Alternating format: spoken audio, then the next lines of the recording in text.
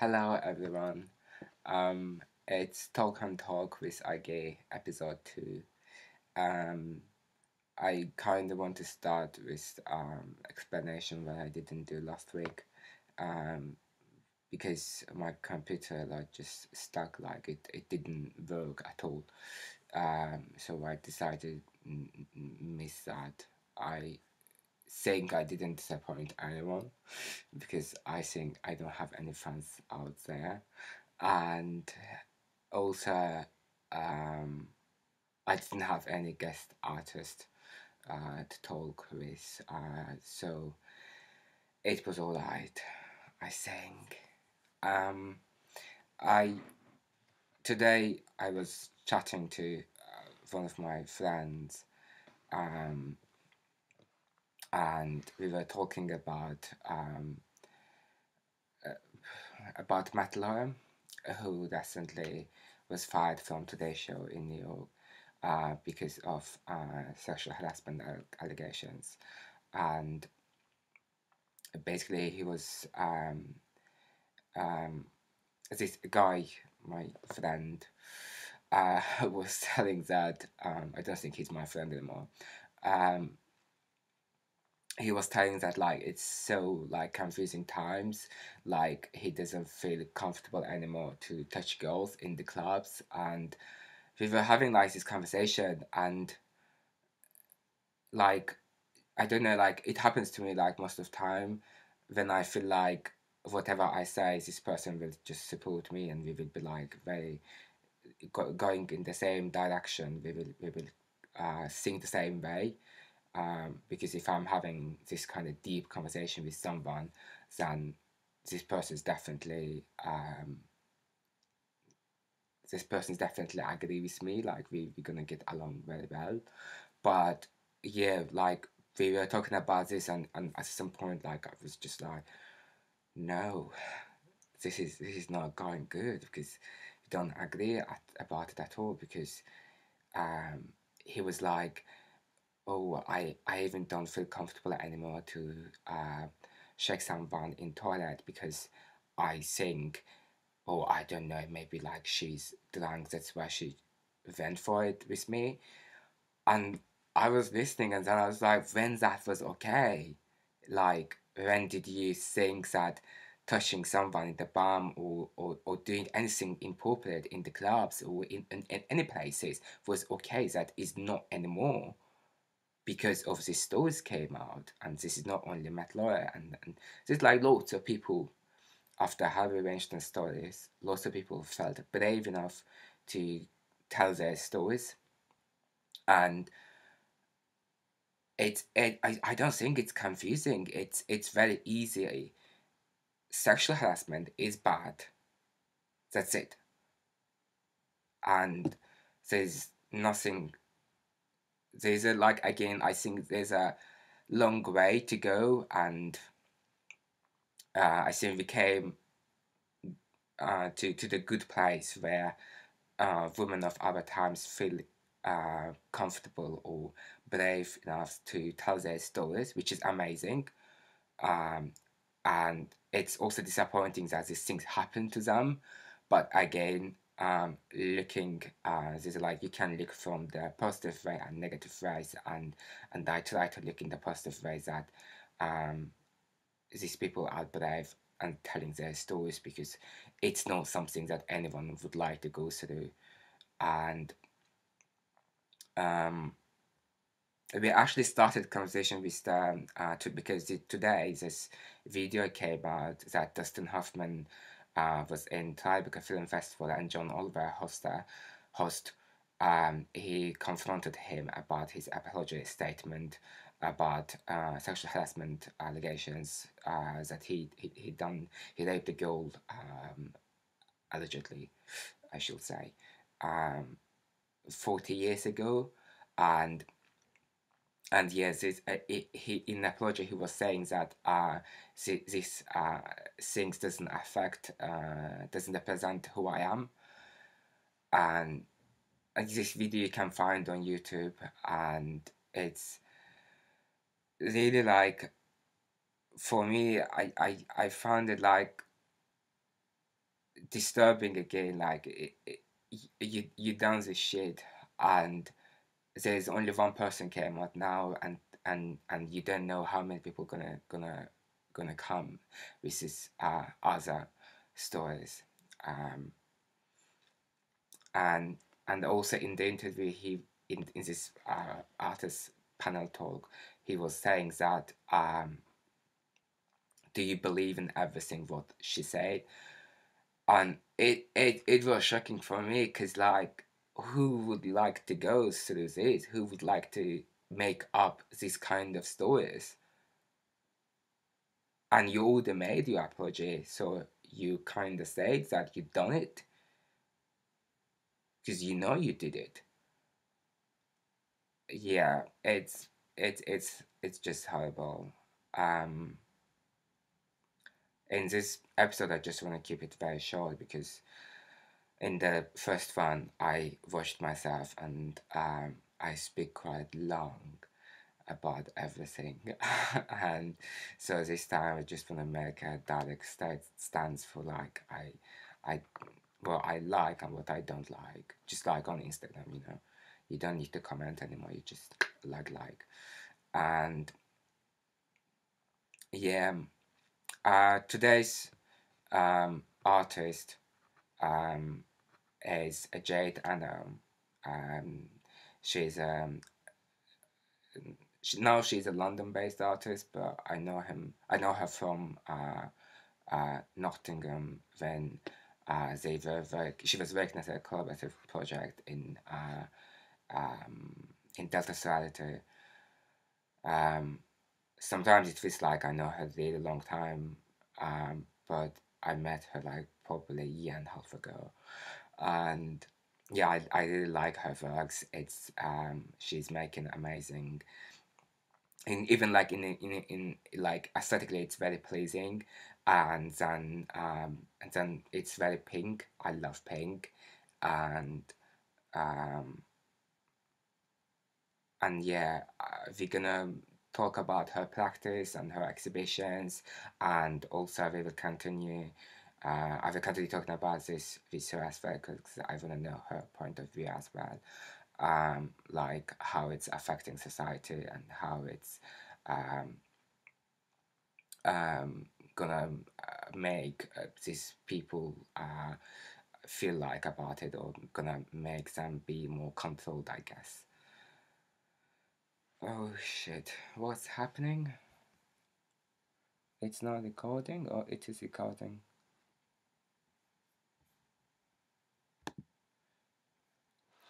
Yeah, it's recording. Yeah, so let's call Jade. I'm excited.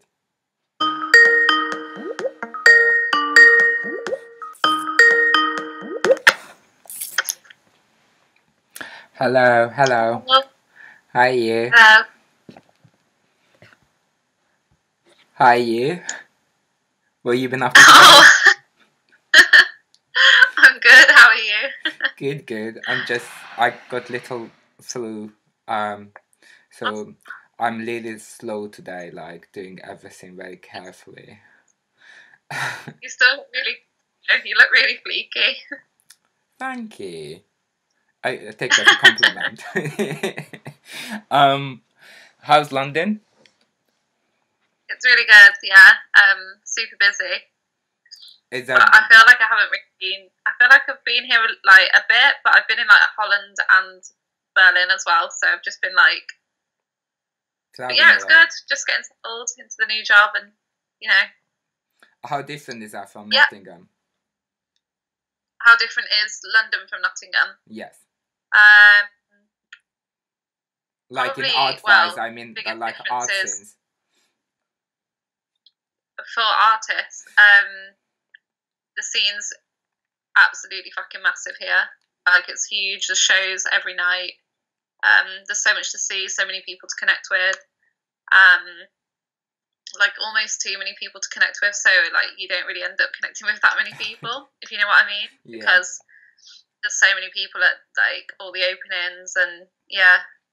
But that's the main difference, I'd say. And the fact that it's way more expensive to live here. So I think it's maybe a little bit more difficult to just be doing art if you don't have like a stable income. Yeah. Whereas it's a little bit easier in Nottingham because the rent's substantially lower, and yeah.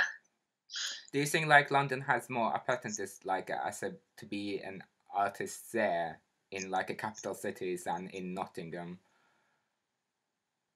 Do you think like does it have more opportunities? Do you mean? Yes. So I will stand a little close. So you will hear me. Yeah, I think. Oh, it's breaking up a little bit. Oh, can you still hear me? Yes, I can do. Okay. Yeah, I think I don't know. It's weird because I haven't really immersed myself within the scene myself as an artist yet here. But I think that it's probably more difficult here, like I said, because there are so many people. There are loads of opportunities, but it's kind of being probably like within a little bit of a circle to get hold of those opportunities. Whereas in Nottingham and smaller cities, I found that it's more linked together. Like there's more of like a smaller independent art scene. Yeah. So I think it's easier to like link up with people, and people are more willing to kind of share their skill sets and that kind of stuff. But as I've said, I've not really, because I've only been here for like 2 months so far. Yeah. I think that I've still got a long way to go in terms of being an artist here, like especially like freelancing. Yeah, sure. Can we, like, I was supposed to, my first official question was supposed to be first one, your practice. Can you little bit talk about it? What you're doing, how you're making, how you started. You did fine arts in Nottingham to the end, and what happened after? Yeah, so how did I start really? I don't really know how I started particularly. I mean, the practice that I'm kind of running with now, that kind of started probably in like my second year of uni. And it's kind of just continued to develop from there really. But yeah, kind of that was around like body image and communications and acquisition of love online, and it was deeply personal in like second and third year of university, and then it kind of tailed a bit more, and then I started moving into a lot of collaborative projects. So I did obviously Dancing Girl Emoji with Delta Sorority, which was like a massive turning point within my practice, because I think it became a lot more about like the technicalities of how I produced work, and yeah. I started to question whether it was important to make work for a gallery, and how artists interact with work was changing. So we made work which was, you know, solely digital and shown on a digital platform, and we kind of me and Jake together, we showed artists which kind of just existed within like a digital realm. So I think my practice moved from being like personal and about myself and about my own concerns into how technology is affecting how we produce and how we show work, and how it's changing relationships that we form as artists, and, you know, romantically, and friendships and all that kind of stuff. So I think, I don't know, the practice, my practice now is more stemming from the past probably like year and a half of work that I've done. Sorry, maybe I'm just No. It's good. It's good. I'm just you mentioned Delta Solidity. I was just wondering, can you give like how did you start working with Jake, and like when was like moment like you said, oh, let's do collaboration together and let's call it Delta Solidity? Because I remember meeting you both like because of the Delta Society in NTU, It was like the first time I met you both, and it was really like I was like, they're so cool. Like, who are these people? And started like googling you both, and yeah, like how this happened? How did you come together? So we obviously went to university together at Nottingham Trent, and we he made work with me quite a lot. So I used to ask him to be in like performance pieces with me. That was mainly in like second and third year. So we kind of, we started working together, but never on ideas that were collaborative as such. And then we happened to kind of move in together after uni finished, and we were talking all the time, and it became this kind of natural, became like a natural progression really within our, like, I don't know, everything that I was thinking, he seemed to be thinking as well. Everything that he was referencing, I was referencing. And we didn't really know it. We didn't really like formalize it. We just spoke about it, in passing. Yeah. And then one day we sat down and we really like hashed it out. And then we were just like, fuck, why aren't we working with each other? Like, why aren't we making, like, why aren't we bringing our skill set together? And obviously because we're both, digitally based, and we were quite heavy on performance at the time, and thinking about like performance to camera, and also thinking about relationships online and communication using text speak and emojis, and we basically just formed this thing. I think we thought of dancing girl emoji before we even thought of Delta sorority, to be honest. But Delta sorority, we just kind of like the idea of this, like, being in a sorority, which seems really like exclusive, but really it was super inclusive, because we wanted to offer a platform up to artists who maybe didn't think that their work would, suffice in a gallery, or maybe they just wanted to test work out purely in a digital sense. Okay. So it was really, offering a platform for artists who worked in a digital format, in a video format, in a web format, and really kind of, pushing that up to the surface and just seeing what people thought of it. Were you continuing doing your separate your own practice at the same time working like with Jake in Delta Sorority, or that was like only the time when you kind of concentrated mostly in making collaborative work? I just like little bit gonna go like behind scenes, like how was that like as in looking at your practice, how you were working. Yeah, we were both working on our own practices at the same time as well. And we found it quite difficult, and we sat down quite a lot and spoke about it, how to distinguish between our own practices at the time, because they were becoming so similar in the ideas. Like, we were both working with ideas of water and the body and technology and cyborg, and we were really touching on very similar grounds. So we did have a bit of a struggle, I think, at the time, because we were like, what is our own work? What is the collaborative work? But then I think we both developed, together we developed a strong aesthetic, and then individually we developed strong aesthetics as well. So I think it became quite noticeable, what was Jake's, what was mine, and then what was Delta sorority. Like, they all had kind of different lives, if you like.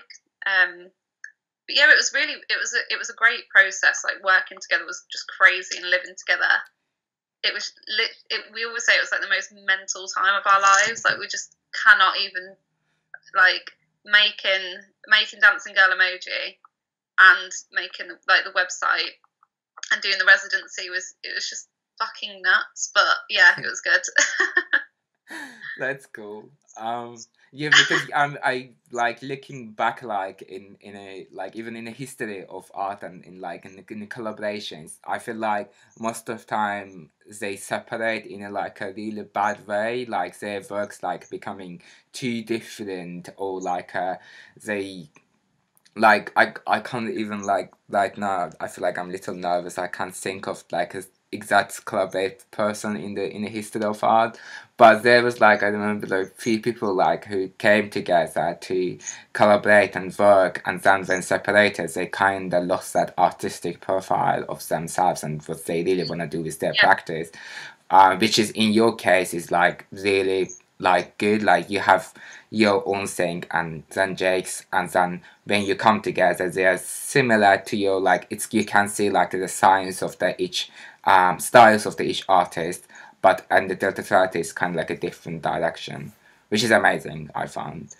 Can I ask about your Yes. recent exhibitions? What you've been up to art wise, exhibiting, doing stuff? Yeah. Well, in the so my most recent exhibitions, which my most recent one was in Breda, and that was at Club Solo, and that was with Backlit, and that was a tour of Would You Like to Come Back to Our Hut? Yeah. So that was yeah, like maybe a month and a half ago now. But that was just, it was one of the most amazing experiences I've had as an artist to yeah, work with Matthew and Martin especially, and with Club Solo, Iris and Yoop and Raquel.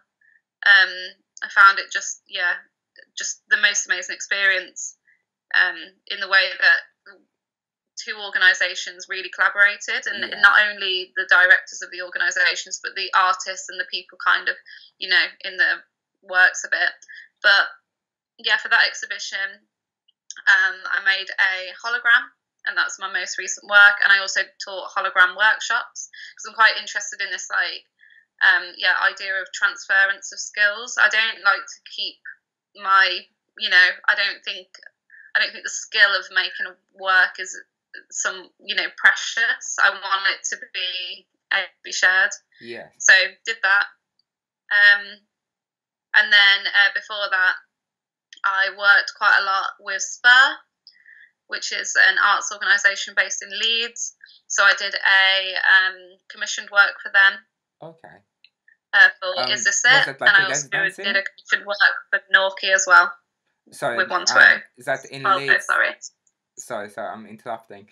Was that like a Yes. residency in Leeds? Pardon? Is that work you said you did with the in Leeds? Was that like a residency, or it was commissioned work with exhibition?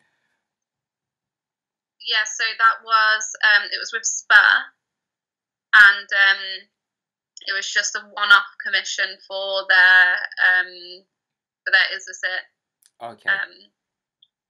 Yeah, so they commissioned me to I made 3 videos in total for them, and then just before that, I made a piece of work for the Norky show with 12O, and that was with Spur too. So that's an organisation I've been working closely with, kind of in recent months.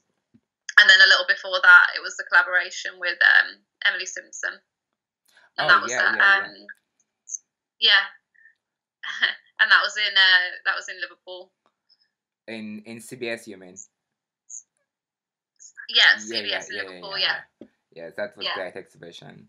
I will put the links on the description. I just what you working on? Like, is there anything coming soon? Any future exhibitions? Upcoming stuff? Yeah. So at the moment, I'm working, just writing and reading a lot. I think after the summer and obviously moving to London, I'm just trying to like take everything in at the moment, Yeah. and making, yeah, just starting to make a few new bits and bobs. Want it to be a bit more kind of considered, and probably coming away a little bit from the aesthetic that I've leaned so heavily on in the past.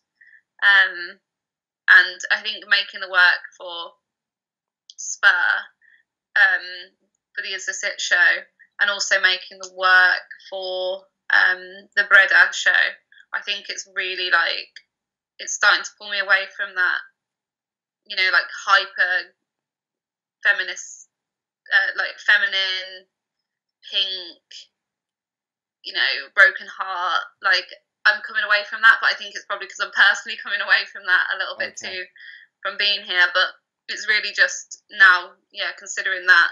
And then I think I've got a collaboration coming up soon, but I don't want to say too much about it. But that should be really interesting, and that's with a digital artist. So So that we'll sounds see how interesting. that goes. And that's going to be, yeah, probably within the next month. So Okay. that's really exciting. Really, hopefully, going to push, you know, what I've been doing.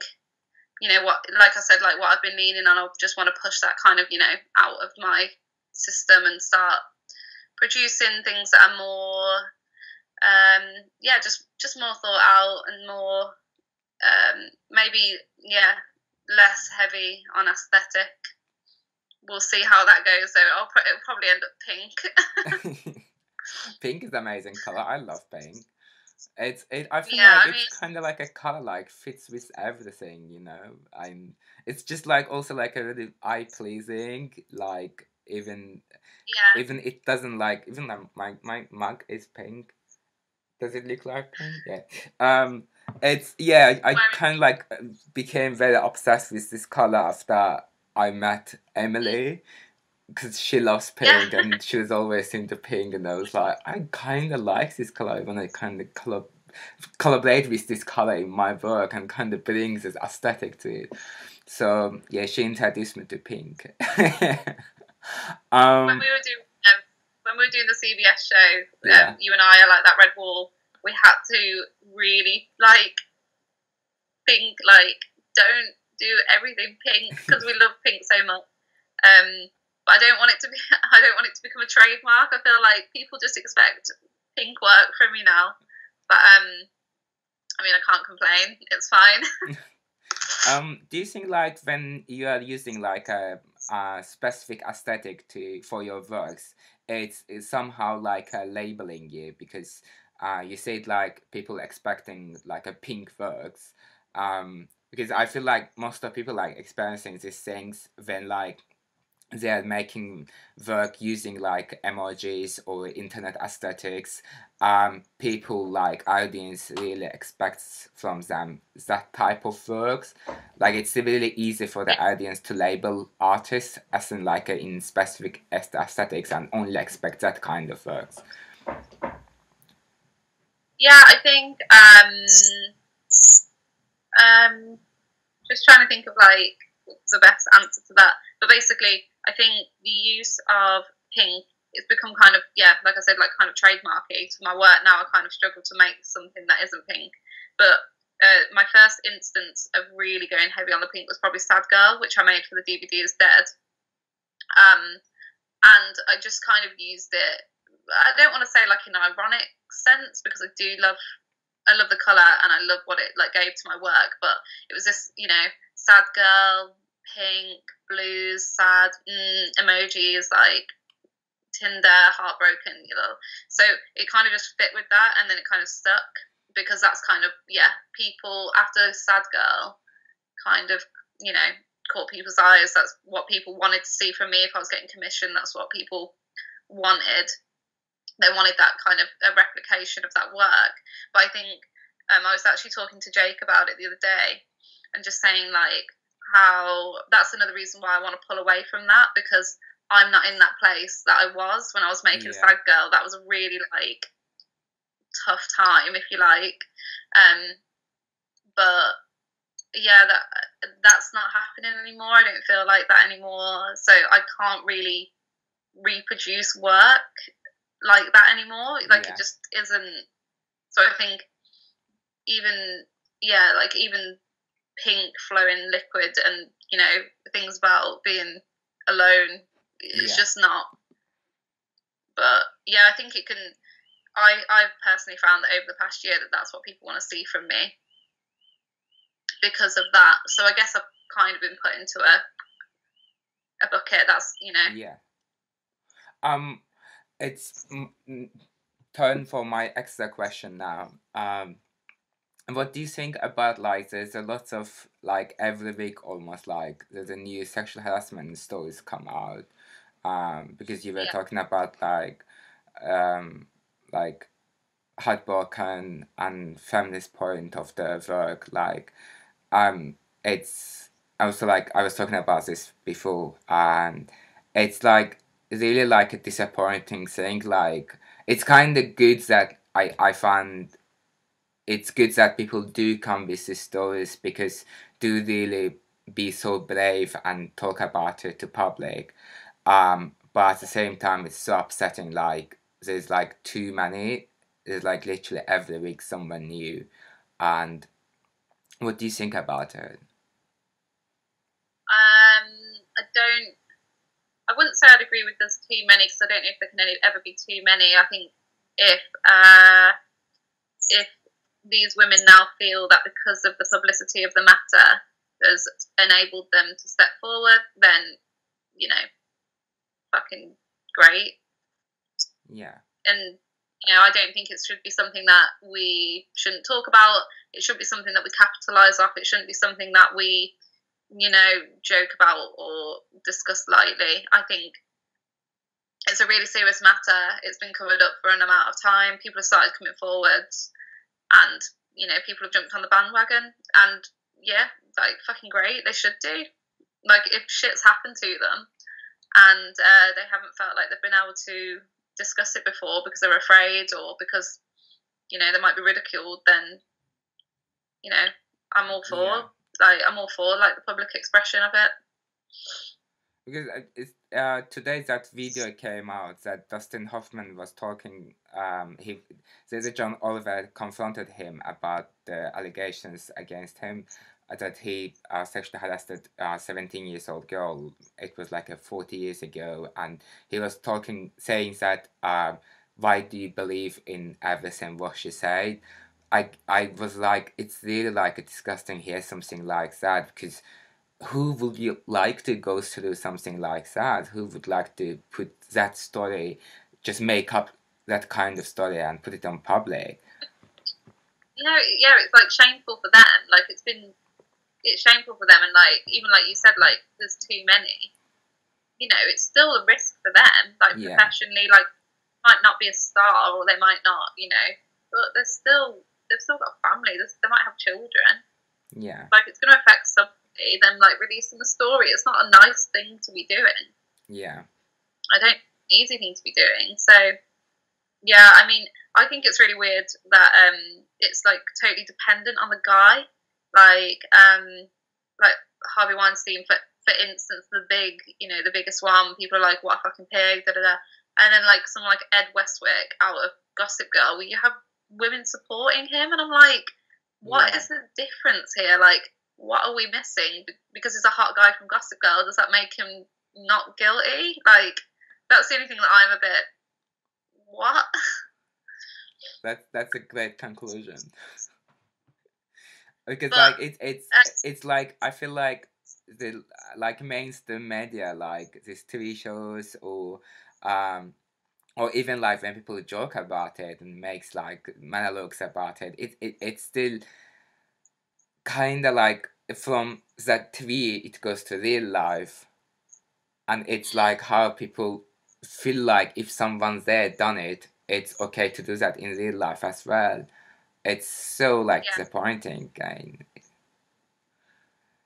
I think on that note though, I think it's really great that I mean I've seen some stuff recently on Instagram, even like within our own young artist circles, people being called out for being shitty. But I think like power to the girls, and not just power to the girls, but power to anyone. Like if someone's being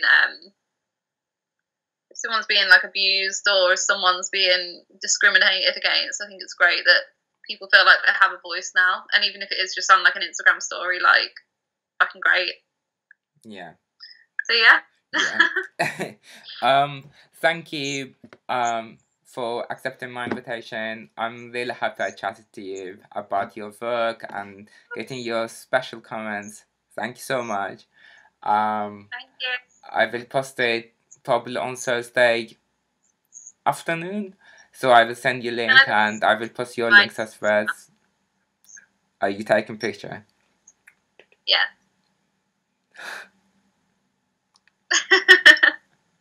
Do I look good? Thank you. Cheers.